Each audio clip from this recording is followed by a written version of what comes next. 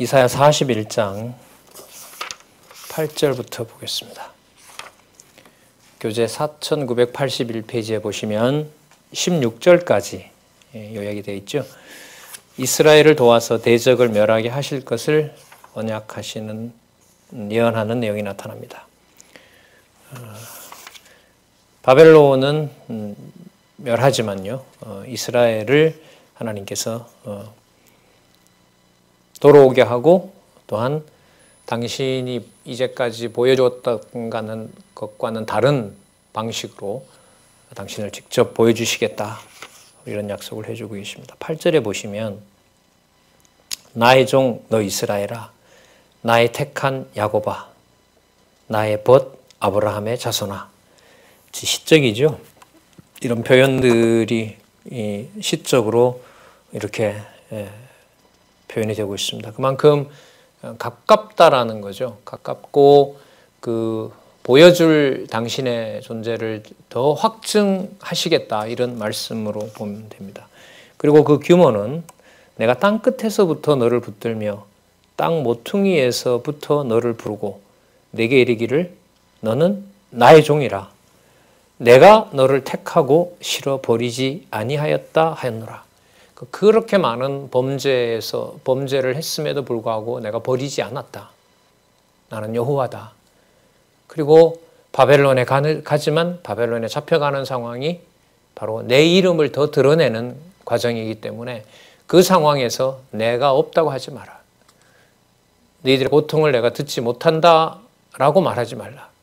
그렇게 하시겠다는 거죠. 그렇게 말하지 못하게 하시겠다는 겁니다.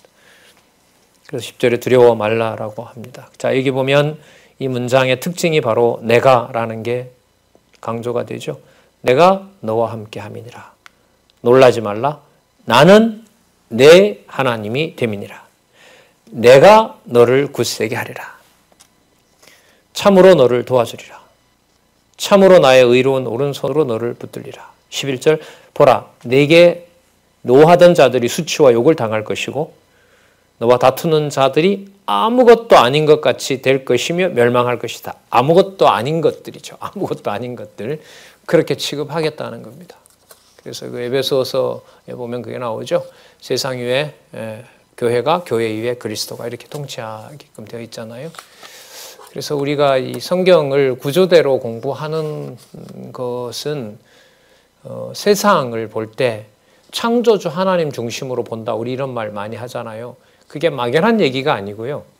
여러분들과 제가 알고 있는 모든 지식들이 질서가 갖춰지는 거예요.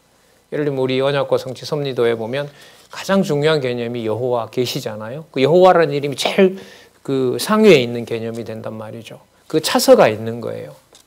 성경을 논리적으로 공부하는 것이 우리의 몸과 영혼과 모든 육체가 하나님 살아계신 증거로 사실 어떻게 보면 변형된다 그럴까요? 예수님의 변형 되신 것처럼 우리가 이 타락한 세상에 있는 이 몸과 영혼이 진리의 말씀으로 생명이 공급이 되면 보는 눈과 들리는 귀가 여호와 중심으로, 여호와 살아계신 중심으로 바뀌는데, 그게 지금 이사야서에는 바로 유대 나라와 이스라엘 백성들에게 그걸 새롭게 하시겠다는 것이고, 그 규모가 상상할 수 없는 만큼 이 세상에 드러나게 된다. 이게 바로 사메심에 대한 내용입니다. 예언이고요. 자, 아무것도 아닌 것 같이 될 것이기 때문에 그런 것들을 두려워하지 말라. 12절에 또 나오죠. 내가 찾아도 너가 싸우던 자들을 만나지 못한다. 너를 치는 자들 아무것도 아닌 것 같이, 허무한 것 같이, 아무것도 아닌 것들이다, 이렇게 되는 거죠. 그러니까 아무것도 아닌 것을 가장 신보다가, 하나님보다가 더 높은 것으로 이제 착각하고 살죠. 지혜를 우리에게 주지 않으면. 13절 이는 나 여호와 너희 하나님이 내 오른손을 붙들고 내게 이르기를 두려워 말라. 내가 너를 도우리라 할 것임이라. 생긴 모양이나 하는 그 행태를 보면 지렁이 같은 너 야곱아, 너희 이스라엘 사람들아 두려워 말라. 나 여호와가 말하노라. 내가 너를 도울 것이라. 계속해서 나오죠. 이게 사메심의 핵심이에요. 보통 여러분 임마누엘 하나님이라고 하잖아요.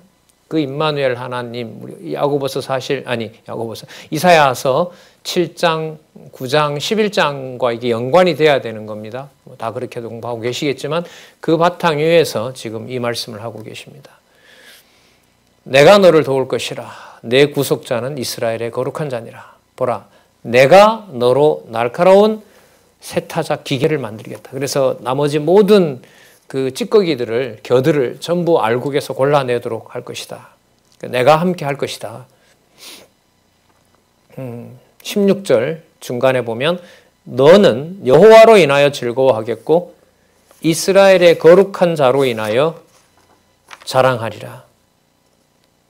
자, 그럼 이 결과 자기 백성들을 회복시키는 겁니다. 그러면 바로 여호와를 알게 된다라고 얘기를 합니다. 17절에 볼까요? 가련하고 빈핍한 자가 물을 구하되 물이 없어서 갈증으로 그들의 혀가 마를 때에 나 여호와가 그들에게 응답하겠고 나 이스라엘의 하나님이 그들을 버리지 않는다. 자, 또 내가 강조하죠. 18절 내가 자선의 강을 열며. 그러니까 여러분 만물 회복을 초림하시면서부터 시작하신 거죠. 우리 눈에는 여러분 우리 생태계가 끝장이 나가고 있는 거지만 지금 이 말씀의 어떤 흐름으로 본다면 회복될 에덴 동산 때 타락한 것과는 비교되지 않는 회복될 나라를 하나님께서 준비하고 있는 거죠. 글쎄요. 홍수에 모든 지구가 물바닷속으로 물로 들어 잠기게 됐다는 것도 무서운 상황이지만은요. 앞으로 회복될 이 지상에, 에덴 동산을 이 지상에 만드셨으니까요. 회복될 천년왕국의 모습도 어떠할지 참으로 궁금해지긴 합니다. 이사야서의 끝부분에 가면 갈수록 그걸 묘사를 하고 있죠. 그리고 요한계시록에도 그 부분을 얘기하고 있고요. 진짜 죄가 없는 세상, 그리스도가 지상에서 실질적인 이 물과 공기와 흙이 있는 이 대지를 통치하시는 나라가 어떤 나라일지 진짜 궁금합니다. 예. 그 부분도 사실 묘사를 하고 있어요. 약속을 하고 있고요. 18절 내가 자산의 강을 연다고 얘기를 합니다. 19절에 볼까요? 내가 광야에는 나무들이 나게 한답니다. 그 나무들 이름 나오죠? 자, 20절 무리가 그것을 보고 뭐라고 깨닫는 거예요? 여호와의 손이 지었다라고 얘기를 합니다. 수목을 여호와께서 지었다.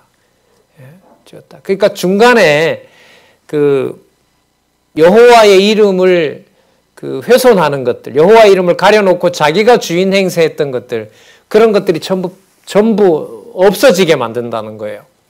그게 사메심에서 매우 중요한 부분입니다. 그래서 예레미야 아까도 말씀드렸죠. 31장 부분에 가면 내 신을 내 영혼에 둔다라고 하잖아요. 만판에다 새겨놓는다는 겁니다. 돌판에 그 십계명을 새긴 것이 아니라 여호와를 경외해야 할 수밖에 없다는 사실을 심령에 새겨둔다는 거죠. 그 심령에 묻은 때를 지금 말씀으로 어떻게 보면 닦아낸다고 할 수 있겠죠. 그리고 선명하지 않았던 그 하나님 경외의 길들을 사실 전부 곧게 이렇게 바르게 고쳐놓고 있는 과정. 이게 우리가 공부하는 과정이라고도 할 수 있겠죠.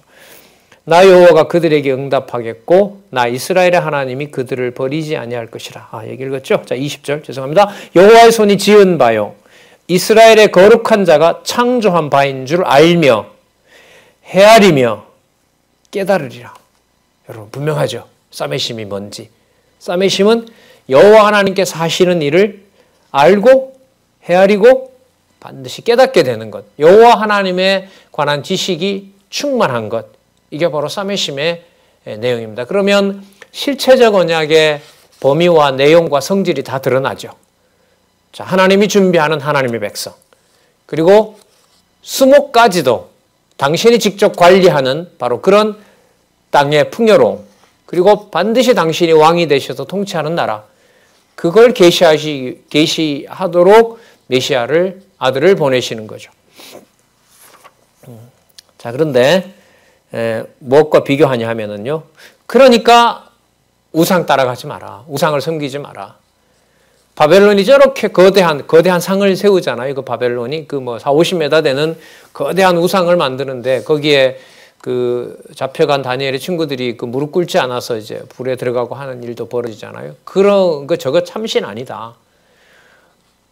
참 묘하지요, 섭리가. 그 잡혀간다라고 하고 잡혀가서 보니까 성전보다가 더 어마어마한 규모의 그 우상당이 있고 우상을 섬기는 당이 있고 그 우상도 하나님은 우상을 만들지 말라고 했으니까요.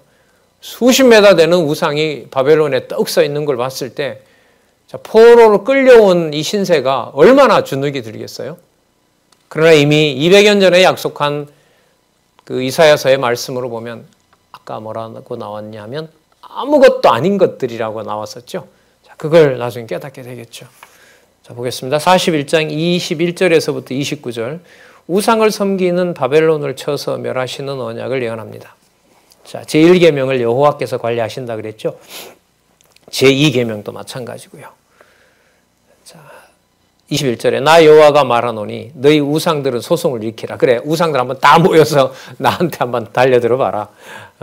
야곱의 왕이 얼마나 전능자인지 내가 보여주겠다. 그 내용들이 여러분 거기에 나옵니다. 22절, 23절에 보면 야, 우상들아, 너네들이 과거 일 다 설명할 수 있냐? 그리고 앞으로 어떤 일이 벌어질지 알 수 있느냐? 그러니까 이방 백성들 보고 들으라고 하는 소리죠. 또 거기에 마음을 빼앗기는 이 이스라엘 백성들, 남쪽 유다 백성들에게도 알려주는 겁니다. 자, 그러니까 그때 잡혀갔을 때라도 거기서 두려워하지 말라. 내가 거기에 함께하고 있다.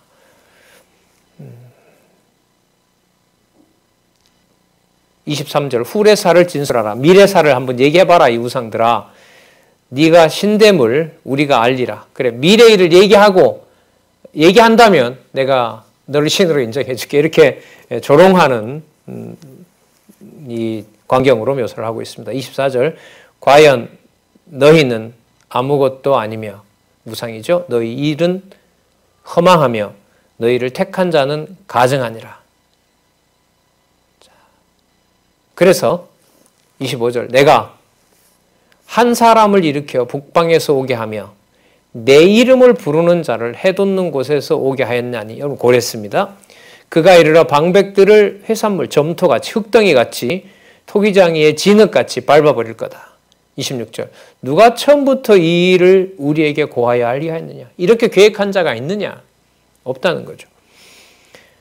누가 이전부터 우리에게 고하여 이가 옳다고 말하게 하였느냐. 능히 고하는 자도 없고 보이는 자도 없고 너희 말을 듣는 자도 없도다. 27절 또 강조합니다. 내가 비로소 시온에 이르기를 너희는 보라 그들을 보라 하였노라. 그러니까 고레스를 보내는데 그 누구 이름을 전하는 자인 거예요. 여호와의 이름을 전하는 자로.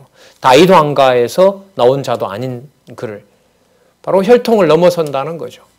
신령한 하나님의 그 자녀를 지금부터 번성시키겠다는 겁니다. 유대를 물론 포함하죠. 유대를 포함하고 유대에 갇히지 않는 바로 그 메시아. 그 메시아가 오셔서 여호와의 말씀이 항상 통치하도록 하는 것이 바로 사메심. 자, 사메심의 예언. 내가 기쁜 소식 27절 중간에요. 내가 기쁜 소식 전할 자를 예루살렘에 주리라. 복음이죠. 복음을 전할 자를 내가 예루살렘에 주겠다. 28절 내가 본즉 한 사람도 없으며 내가 물어도 그들 가운데 한 말도 능히 대답할 모사가 없도다. 다 내가 계획한 일이다. 어떻게 보면 예언도 감추어 놨던 이런 예언은 감추어 놨던 것을 내가 이루을 것이다. 우상은 바람이고 허탄한 것뿐이다.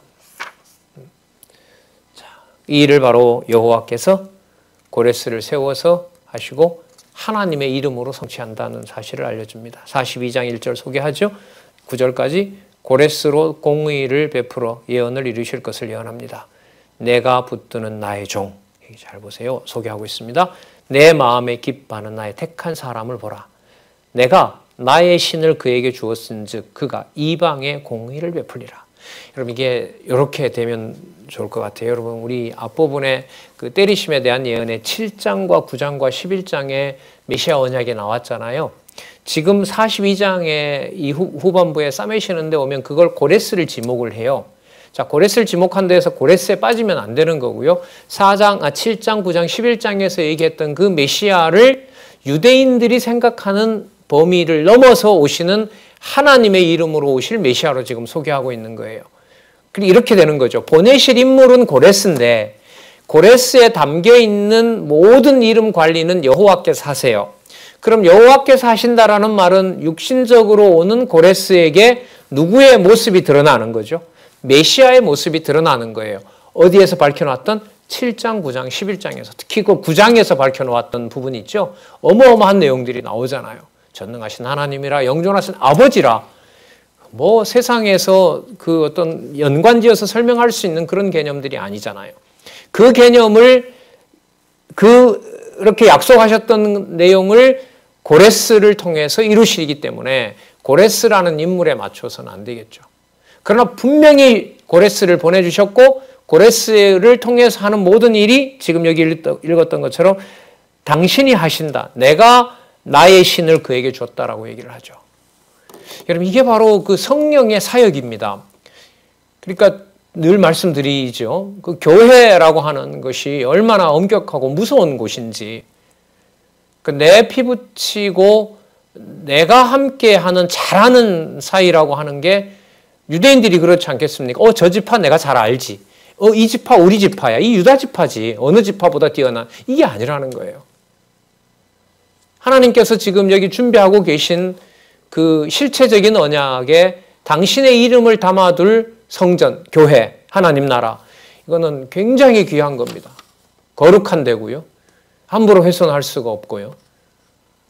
그러니까 세상에서 하나님께 받은 은총과 하나님께서 주시는 은혜를 무한히 받으면서 교회를 교회로 모르는 이 어리석음은 참 무서운 진노고 심판이라고 할 수 있겠죠. 자, 계속해서 볼까요? 자, 모습은 이 세상에 오는 왕이지만 그에게 보여주고 드러나는 것은 여호와의 이름이다. 아시겠죠? 3절에 볼까요? 상한 갈대를 꺾지 아니하며 꺼져가는 등불을 끄지 아니하며 진리로 공의를 베풀 것이며 이게 여러분 표면적으로는 고레스 얘기예요. 고레스가 그 다 죽어가던 예루살렘 사람들을 그 유대인들을 보내니까요. 그는 쇠하지 아니하며 낙담하지 아니하며 이건 메시아 모습이잖아요. 거의 세상에 공의 세우기를 이르리니 섬들이 그 교훈을 앙망한다.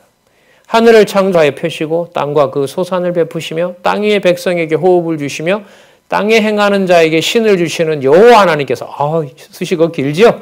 자, 하늘을 창조하고 땅과 소산을 베풀고 땅 위의 백성에게 호흡을 주고 땅에 행하는 자에게 신을 주시는 그러니까 하나님을 깨닫는 영을 주시는 분 바로 하나님 여호와께서 이같이 말씀하시되 6절 나 여호와가 의로 너를 불렀은즉 이방의 왕이지만 의의 왕인 거예요. 바로 이건 메시아를 의미하는 거죠. 내가 내 손을 잡아 너를 보호하며 너를 세워 백성의 언약과 이방의 빛이 되게 하리니 내가 소경의 눈을 밝히며 갇힌 자를 옥에서 이끌어내며 흑암에 처한 자를 감옥에서 나오게 하리라. 8절 왜? 나는 여호와이기 때문에 그렇다. 나는 여호와니 이는 내 이름이라. 나는 내 영광을 다른 자에게 내 찬송을 우상에게 주지 아니하리라. 그렇게 하도록 고레스를 보낸다 이 말입니다. 여러분 그 다니엘서에도 나오고요. 에스라에도 나오죠. 고레스가 명하노니 유다 백성들이 이렇게 해서 올라가라. 그 내용이 나오는 거 우리 이미 살펴봤습니다. 자, 8절 다시 한번 볼게요. 나는 여호와니 이는 내 이름이라. 그러면 여러분 실체적 언약의 핵심은 뭘까요? 여호와 이름 계시. 여호와 계시가 맞는 거예요. 성경신학에서 성경의 핵심 주제는 여호와 계시다. 여호와가 계시다는 것을 계시하시는 것이다. 바로 여호와의 존재와 사역에 대한 계시가 실체적 언약의 약속임을 우리가 여기서 확인하면서 성경 전체 계시가 바로 여호와 계시임을 여기서 확인합니다. 9절 보라 전에 예언한 일이 이미 이루었느니라. 이제 내가 새 일을 고하노라. 예언하시는 거죠.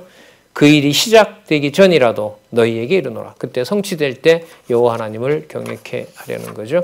자, 그러나 모든 영광을 고레스가 아니라 바로 여호와께 돌리게 된다는 게 그 다음에 나옵니다. 이 부분도 중요합니다. 10절에 보면 항해하는 자 바다 가운데 만물과 섬들과 거민들아 고레스에게 이렇게 하지 않죠. 여호와께 새 노래로 노래하며 땅끝에서부터 찬송해라. 그리고 광야와 성읍들, 그 다음에 게달 사람들, 여기는 이스마엘 후손이죠. 셀라 거민들, 에서 후손들이죠. 자, 그들이 즐거이 부르라. 무엇을? 12절. 여호와께 영광을 돌리며 섬들 중에서 그의 찬송을 선전할지어다. 자, 이미 들어왔죠. 적자가 아닌 자들, 바로 이스마엘과 에서의 후손들이 이런 여호와의 영광을 보게 된다는 것을 약속해 주고 있습니다. 13절. 여호와께서 용사같이 나가시며 전사같이 분발하여 싸움을 누가 하세요? 여호와께서. 고레스가 하는 것이 아니라, 제국이 하는 것이 아니라 여호와께서. 그리고 세우는 나라는 이 제국보다 더 강한 군대와 전차 만차가 있고 말이 많은 그런 다윗과 솔로몬 당시에 그런 눈에 보이는 나라가 아니라 무슨 말씀으로? 여호와께서 관리하시면서 여호와의 말씀이 든든한 바로 그런 나라. 그 나라가 실체적인 나라로 언약이 되는 겁니다. 예언이 되는 거죠. 구체적으로 자손 땅 통치 언약에 대한. 그러면 그리스도께서 오셔서 약속하신 대로, 언약하신 대로 이루시고 가시면서 또 약속하신 성령의 시대가 이방 교회를 중심으로 일어나는 이 역사는, 교회사 보통 2000 역사라고 하잖아요. 이 역사에서 가장 중요한 것은 여호와의 존재 증명입니다. 여호와가 살아계신 것을 증명하는 겁니다. 성경에 대한 보존과 성경에 대한 논리적 확증 없이, 진리임을 확증하는 것 없이 그 일은 불가능했습니다. 이제까지. 근데 이 일이 이 이사야 후반부 40장부터 싸매심에 대한 내용에서 약속하셨던 내용들이 이렇게 풍부하게 이방에 쏟아진 적도 없습니다. 어쩌면 좋습니까? 여러분들과 제가 그 시대에 살고 있습니다. 큰 수고하지 않고 이렇게 받아도 되는 거냐고 저뿐만 아니라 여러분들도 생각하실 겁니다. 어쩌다 이런 시대에, 이런 말씀 속에 우리 기준으로 보면 2700여 년 전에 약속했던 이 풍부함이, 여호와의 이름이 한시라도 떠나지 않는 이 복을, 유대인들도 아직은 맛보지 못하는 그 진리를 우리가 맛을 이렇게 보고 있습니까? 13절 읽었죠? 여호와께서 용사같이 전사같이 외쳐 크게 부르시며 그 대적을 크게 치시리로다. 대적의 멸망에 그 용사는 바로 여호와가 직접 하신다는 겁니다. 그렇기 때문에 어떤 무서운 진노가 임하더라도 그걸 버린다고 하지 말고 그건 내가 싸매고 있다고 하는 증거가 된다. 그게 여러분 42장 14절에서부터 43장이에요. 저기요. 백성을 보호해 주심. 어떤 상황에서도요. 진노에서도요. 어떻게 해요? 여호와께서 뭐가 되시고요? 전사와 용사가 되셔서. 아까 에돔도 들어오고 그 다음에 아라비아, 이스마엘 후손도 들어오는 바로 그 백성을 포함하는 거죠. 자, 이미 들어와 있죠. 이미 여기에는 백성, 그런 백성이 이미 들어와 있는 겁니다. 자, 4997에 보시면 진노 중에 이제 백성들을 보호해 주시는 내용이 나타나는데 한번 볼까요? 42장 14절에서부터 17절. 진노 중에라도 백성을 버리지 않는답니다. 그렇기 때문에 힘들더라도 우상을 섬기면 잘 될 것이라 그렇게 우둔한 행위를 하지 말라고 합니다. 14절. 내가 볼까요? 오랫동안 고요히 하며 잠잠하여 참았으나 이제는 내가 해산하는 여인같이 부르짖으니 숨이 차서 심히 헐떡일 것이라. 표현이 참, 이것보다 더 구체적일 수 있겠습니까? 하나님께서 해산하는 여인이 그 자녀를 낳으려고 그렇게 헐떡거리는, 진짜 죽을 수도 있는, 숨이 턱까지 차오르는 바로 그러한 상황에 당신을 얘기를 합니다. 뭘 하기 위해서요? 자기 백성을 모으기 위해서. 자기 백성을 모으기 위해서. 그러니까 여러분 요한복음 17장에 예수님께서 죽으시기 전에 기도하신 내용이 있죠. 아버지, 창세전에 제가 받았던 영광 또 저들도 이미 받고 있습니다. 그러니까 내가 아버지 안에, 아버지가 내 안에 있는 것처럼 저들도 제가 간다 하더라도, 또 저들이 범죄하고 떠난다 하더라도 창세전에 받았던 영광 속에 저들이 있기 때문에 그들을 버리시면 안 됩니다.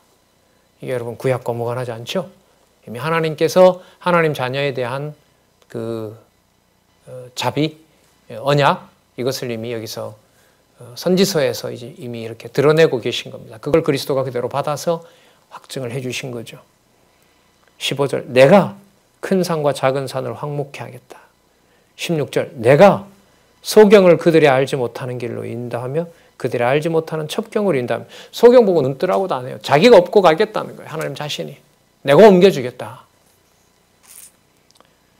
그 앞에 광명이 되게 하며 구분대를 곱게 할 것이라. 내가 이 일을 행하여 그들을 버리지 아니하리니 조각한 우상을 위하며 부어 만든 우상에게 마음 뺏기지 마라.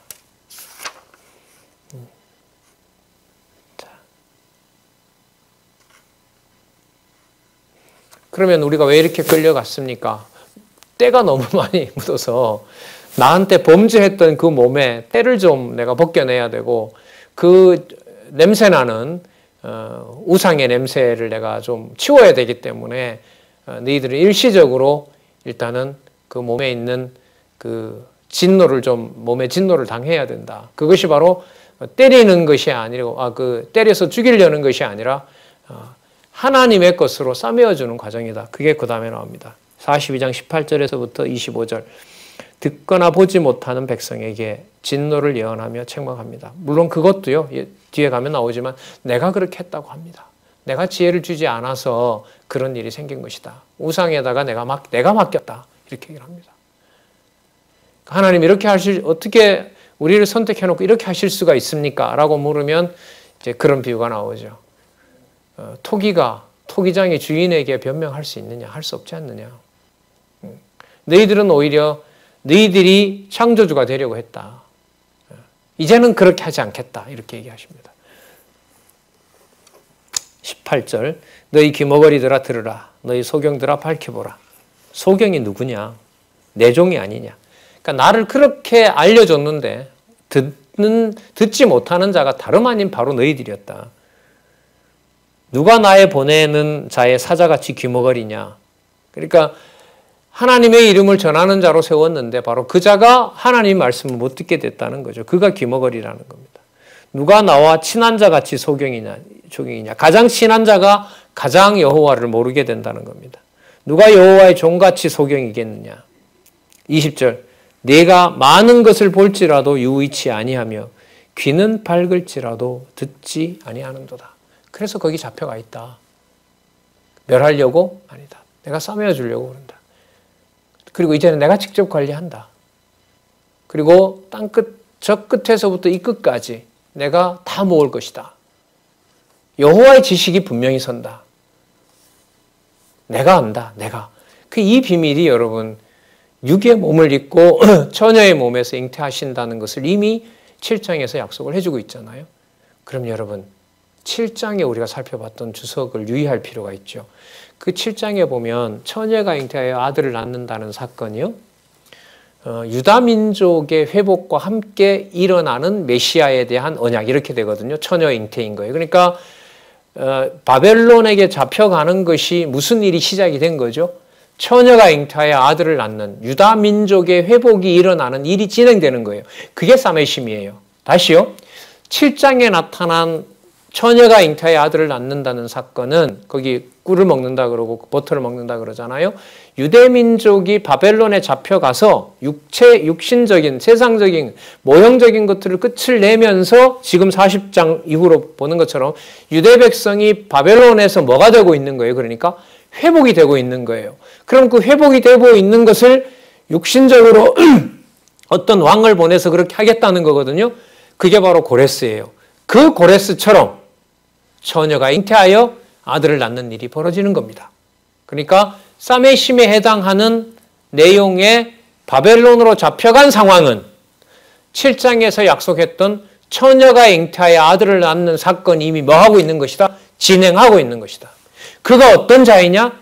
이사야 9장에 나타났던 그 어마어마한 명칭을 몸에 안고 그 자를 육체적으로 보낸다는 것을 예언으로 보여준 자가 누구예요? 고레스고, 그가 내 이름으로 온 것처럼 이방왕이지만 내 이름으로 갈 유대인들의 이해 속에는 들어오질 않는 하늘에 속한 메시아, 그가 바로 처녀가 잉태하여 낳는 바로 메시아이다. 이렇게 연결이 되는 겁니다. 그럼 마태복음에서 메시아의 출생과 관련된 그 족보라든지 사건들을 볼 때 이사야가 안 들어오면 안 되겠죠. 선지서가 연결이 안 되면 안 되겠죠.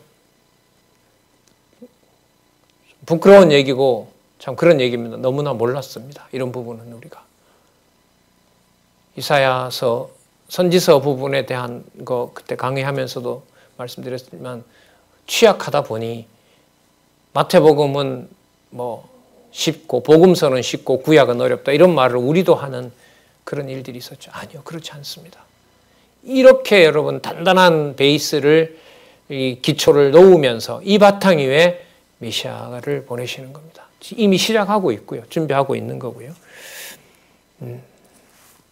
그러다 보니 이제 메시아가 일으키는 표적 얘기가 나오다가 왕 얘기가 나오다가 또 수치당하는 제물 얘기가 나오다가 그렇게 계속 반복이 되고 있는 겁니다.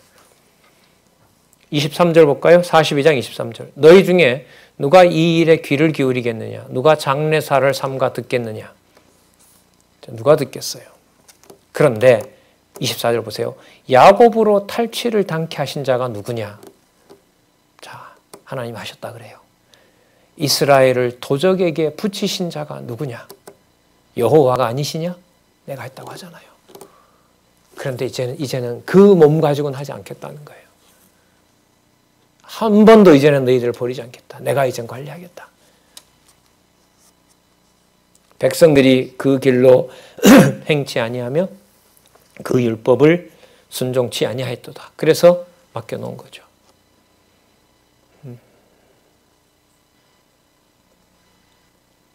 이른바 그 율법 행위 언약이라 그러죠. 그 언약에 맡겨놓고 그 언약에서 진노당하게 하고 그 진노를 받게 하고 심판을 받게 한 걸 누구의 일이다? 내 일이다. 여러분 이 얘기가 얼마나 중요하냐 보세요. 바벨론에게 잡혀가서 우리가 바벨론에게 당했다. 바벨론에게 고통을 당한다라고 말하면 누가 주어가 돼요? 바벨론이 주어가 되잖아요. 근데 지금 여기서 밝혀놓잖아요. 야곱이 탈취당하고 이스라엘이 도적들에게 붙잡혀간 거 그거 내가 한 일이다. 그러니까 표면에 보이는 아수르가 아니라 바벨론이 아니라 그걸 섭리해 가시는 누가요? 여호와가 그걸 섭리하신다라고 하는 것은 다른 차원의 얘기가 되는 거죠. 그러니까 여호와 계시라는 말에 그 담겨 있는 무게가 상당하죠. 우리가 측정할 수 없는 말씀인 겁니다. 참 상세하게 나오잖아요. 25절. 그러므로 여호와께서 진노와 전쟁의 위력으로 이스라엘에게 베푸심에 아수르 바벨론이 친 게 아닙니다. 여호와가 살아계신 증거입니다. 그랬잖아요. 때리심과 싸매심은 여호와 계시의 방식이라고. 때리는 건 나쁘고 싸매는 건 좋고 이런 게 아니에요. 그러니까 우리 어떤 인생에서도 교회 일과 관련해서도 이런 일은 좋은 일이고 이런 일은 나쁜 일이고 아니요. 그거는 안 맞아요. 안 맞습니다. 반성경적입니다. 반이사야적입니다. 이사야에 기록된 말씀에 반대되는 겁니다. 하나님 살아계신 증거를 보여주는 방식의 차이입니다. 중요한 것은 여호와께서 그 진리를 깨닫고 그 양육하고 무장시켜서 보호해 주시느냐, 보호 안 해주시는 것도 여호와께서 살아계신 증거이긴 하지만은요, 지상에서 진리의 말씀을 기록하여 남겨둔 경우로 보면 바로 그 말씀이 들리고 그 말씀을 사모하게 된다는 것이 가장 강력한 증거겠죠. 보고 또 보고 또 보고 싶고 또 나누고 싶고 또 같이 확인하고 싶고 그보다 더 분명한 증거는 없습니다.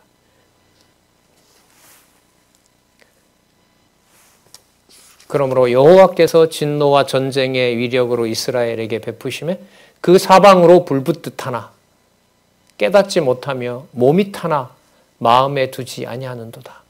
그러니까 여호와께서 하신 거니까요. 진노가 끝날 때까지. 그러니까 몸이 적군에 쏜 화살에 타들어가면서도 깨닫게 하지 않으면 못 깨달아요.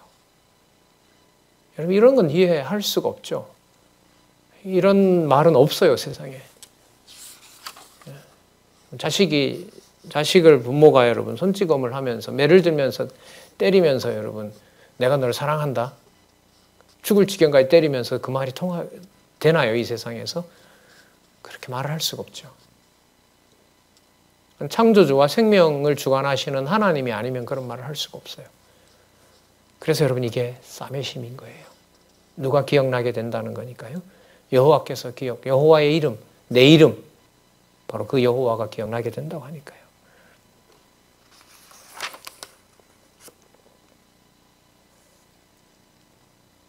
그러나 내가 그렇게 진노와 형벌 가운데 던져놓았지만 탈취를 당하게 하고 도적에게 붙잡혀가게도 했지만은 자 43장에 보면 보세요. 43장 1절에서부터 7절 소유인 이스라엘 백성을 사방에서 모으실 것을 예언합니다. 자, 붙잡혀가지만 붙잡혀간 게 아닙니다. 야곱아 너를 창조하신 여호와께서 이제 말씀하시느니라. 이스라엘아 너를 조성하신 자가 이제 말씀하시느니라. 여러분 어떤 주어가 강조될까요? 그렇죠. 내가 이렇게 됩니다. 내가 너를 구속하였고 내가 너를 지명하여 불렀느니 너는 내 것이라. 멋있죠? 너 내 거야. 이렇게 되는 겁니다. 바벨론에 잡혀가 있는 것도요. 그래. 내 거니까 거기 잡혀가 있는 거야. 저들이 강해서 널 잡아간 게 아니라 내가 도적에게 잠시 맡겨놓은 거야. 왜? 그 바깥에 그 우상 섬기던 몸 가지고는 내가 내 원하는 자녀로 만들 수가 없으니까 그거 다 그 때를 벗겨 놓으려고 더 이상 그 몸으로는 범죄하지 못하게 만들려고 내가 데려다 놓은 거다. 싸매심의 의미 오늘 우리 중심이 아닌 여호와 지식의 관점에서 오늘 강조를 많이 드립니다. 자, 나오니까요. 이게 이렇게 2절에 네가 물 가운데로 지날 때에 내가 함께한다. 물이 너를 침몰 못한다. 네가 불 가운데 행할 때에도 타지도 아니할 것이요 불꽃이 너를 사르지도 못하니라. 이런 다니엘 세 친구를 통해서도 드러났죠. 3절. 자, 이거 목적은 뭔가 볼까요? 대저. 왜냐하면 나는 여호와 내 하나님이요 이스라엘의 거룩한 자요. 이스라엘의 거룩한 자요. 네 구원자임이니라. 내가 애굽을 너희 속량물로 구스와 스바를 너희 대신으로 주었노라. 제국들 내가 그것을 대속으로 주겠다. 그들을 멸하면서 너희들을 내가 살리겠다. 4절에도 나오죠. 내가 너를 보배롭게 했다. 또 나오죠. 내가 사람들을 주어 내 생명을 대신하게 하겠다. 5절에 두려워 말라. 내가 너와 함께 하겠다. 임마누엘이죠. 동방에서부터 오게 하며 서방에서도 모을 것이다. 6절에 내가 북방에서 이르기를 놓으라 할 것이다. 북방에 갔던 자들 못 올 곳에 갔다고 생각하느냐? 아니다. 내가 보낼 거다. 6절 중간에 내 아들을 원방에서 이끌며 내 딸들을 땅끝에서 오게 하라. 하나님의 아들과 딸들이라고 하죠.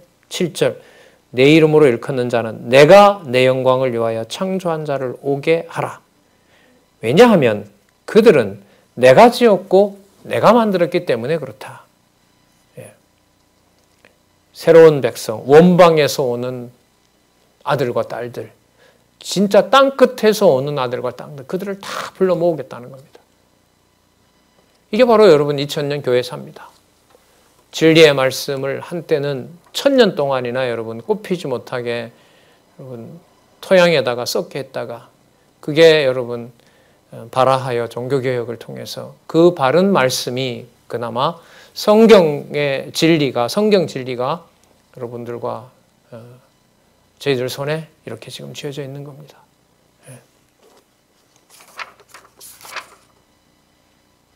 그래서 여러분 먼방에서 온 바로 그 야곱, 이스라엘로 호칭되는 바로 이 백성이 돌아오면서 구원자가 여호와밖에 없구나. 구원자가 여호와밖에 없구나. 그리고 이제까지 우리 몸으로 이런 형태로 섬기던 그런 신이 절대로 아니구나. 우리가 자만했구나. 섬기지도 않으면서 섬긴다고 거짓말했고 하나님을 경외하고 하나님을 높여야 되는 건데 다른 민족에 비해서 우리 민족 자체가 높은 줄 알았고 그 모든 것을 돌아보게 된다는 겁니다. 자, 그리고 깨닫게 되는 거죠. 43장 8절에서부터 13절 말씀대로 이루신 하나님이 유일하신 신임을 선포합니다. 8절 볼게요. 눈이 있어도 소경이요 귀가 있어도 기머거린 백성을 이끌어내라. 자, 때리는 내용이지만 이들을 싸매주는 내용도 동시에 나타납니다. 자, 때리기 위해서 여러분 열방과 민족들이 모였지만 그들이 때린 것이 아니라 보호하고 있다가 때가 되어서 돌려보내는 거죠. 예루살렘으로. 10절 볼까요? 나 여호와가 말하노라. 너희는 나의 증인, 나의 종으로 택함을 입었나니 이는 너희로 나를 알고 믿으며 내가 그인 줄 깨닫게 하려 함이라. 여러분, 모든 과정에서 나쁜 과정이다라고 한다면 어떤 거겠어요? 이게 답이라고 봅니다. 깨닫게 하는 과정입니다. 깨닫게 하려면요, 우리의 어떤 능력과 의지가 있어야 될까요? 아니요. 없애야죠. 여호와께서 깨닫게 하시는 거니까. 내 속에 있는 것을 대충 이용해서 여호와께서 그렇게 하시는 분이 아니잖아요. 지금 여기 보신 것처럼. 새로운 것으로, 감당할 수도 없는 것으로 여호와께서 만들어내시는 겁니다. 그러니까 여러분, 성경을 공부해 간다는 게 저도 뭐 그런 생각은 깊이 못했습니다만은 이사야서부터 이제 메시아 오시는 이 구약의 예언의 마지막이잖아요.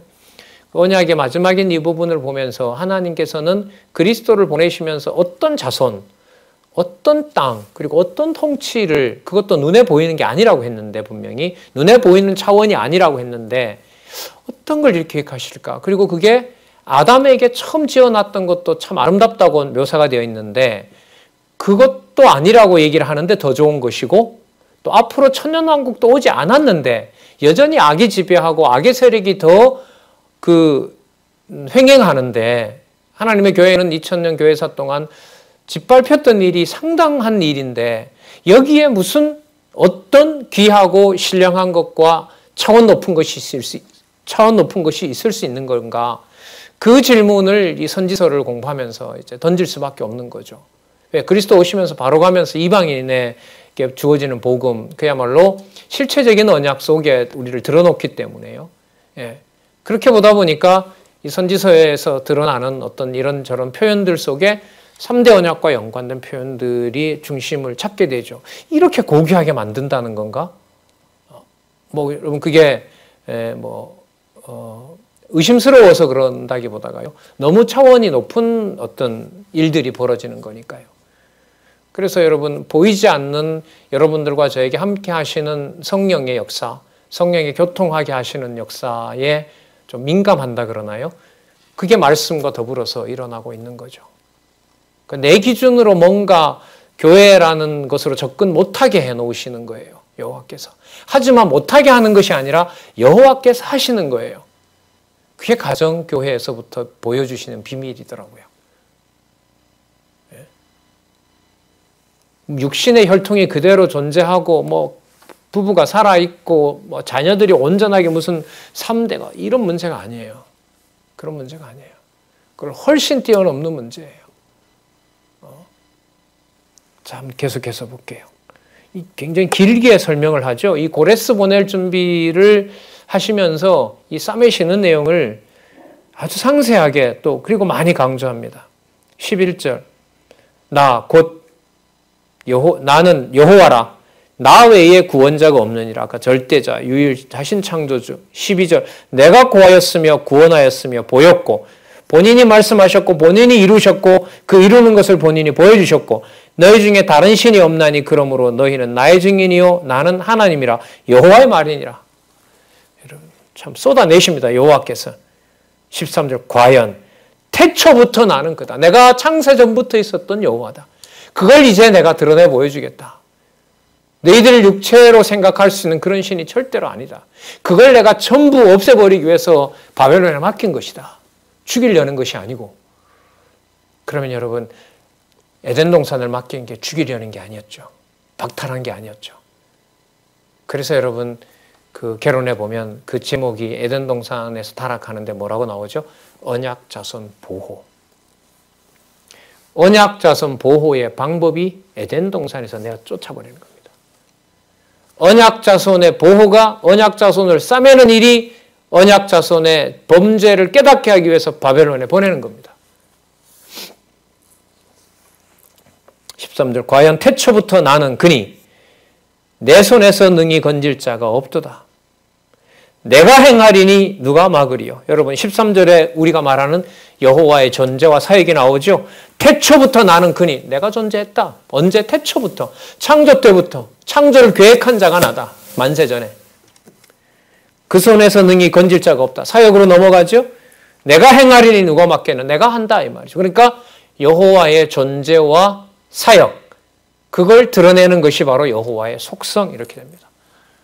그러니까 전능성, 신실성, 주권성, 영원성, 자비성이라고 하는 것이 바로 여호와의 속성 찬양이라고 할 때 거기에는 존재와 그 다음에 사역과 그 모든 것들이 드러나고 있는 것이 바로 그 시가서라고 볼 수 있겠죠. 그것을 솔로몬과 다윗에게 유대와 이스라엘에게만 보여주는 것이 아니라 장차올 나라는 아담에게 약속했던 그 나라의 규모로 이루을 것이다.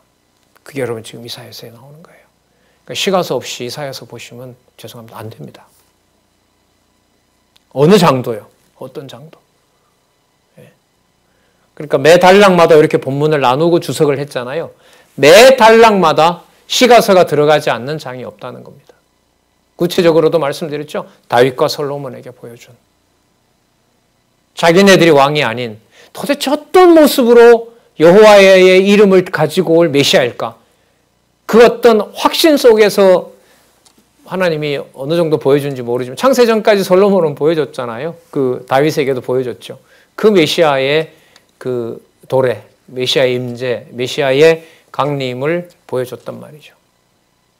그 구체적인 일이 선지서에서부터 시작되는 겁니다.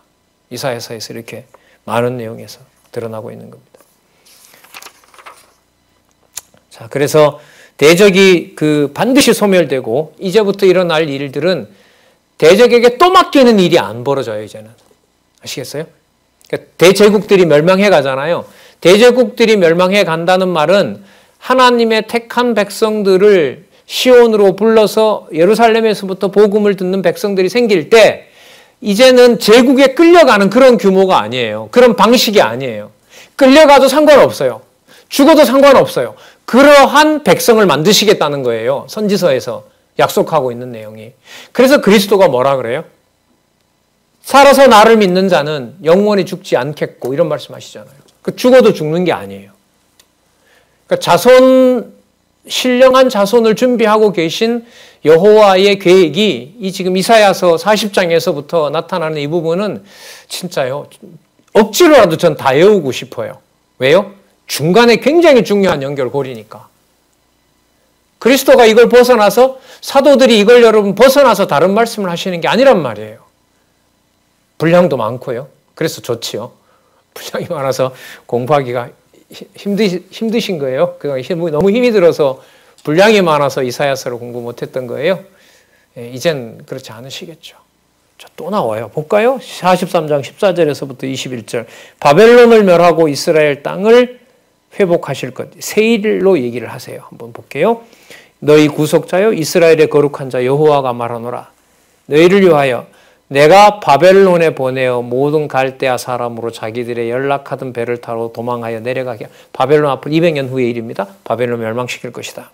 왜냐? 5절, 15절. 나는 여호와 너의 거룩한 자. 너희에게 거룩한 자지 저들에게는 심판주다 내가. 이스라엘의 창조자여 너의 왕이라. 왕이 패배하게 하면 되겠느냐. 새 백성을 만들려고 잠시 바벨론에서 그 몸에 좀 때를 벗겨낸 거다 내가. 그래서 때린 거다. 왜? 새살이 돋아야 되니까. 새살이 돋아야 되니까. 머리부터 발끝까지 전부 썩은 데밖에 없다. 고칠 데가 없다. 그럼 다 썩어야죠. 그럼 죽이려고 그러느냐? 아니라는 거죠. 70년이 지나서 내가 만들 백성이 어떤 백성인지 내가 너희들에게 보여주겠다. 자 봐라. 그걸 다윗과 솔로몬이 하는 것이 아니라 고레스가 하지 않느냐. 이 일이 바로 처녀가 잉태하여 아들을 낳으면서 하나님의 능력으로 태어날 하나님의 자녀를 준비하는 일이 마태복음 1장에 나오는 족보인 겁니다. 그게 하나님 아들임을 확증하는 것이 누가복음 3장에 나오는 거꾸로 올라가는 족보입니다. 그 족보 속에 여러분들과 제 족보가 있는 겁니다. 신앙의 족보가 있는 거죠. 누구를 통하여 말씀을 들었고 그분을 통하여 우리가 진리를 깨달았고 그 많은 선배들의 보호 속에 진리를 보존하고 있고 그 가운데서 감당할 수 없는 평안과 여러분 기쁨을 누리고 있는 거 아닙니까? 너희 왕이니라.